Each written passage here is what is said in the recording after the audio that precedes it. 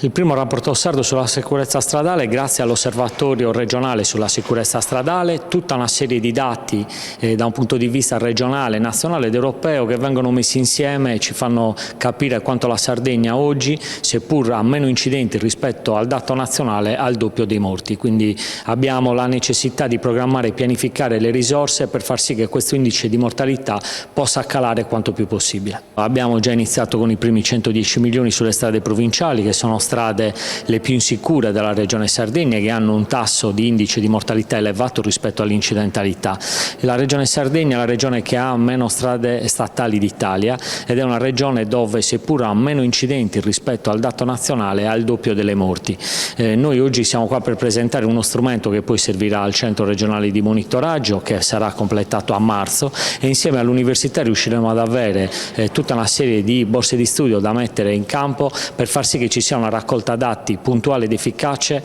basata sui dati che vengono raccolti dalle stazioni di polizia stradale, dalle polizie locali, dai comuni e dalle province. Aggiungo in ultimo che un ringraziamento va all'associazione No Profit Adesso Basta, che è composta da tanti professionisti, nata dopo quella tragedia sulla 129 nel 2017 dove persero la vita due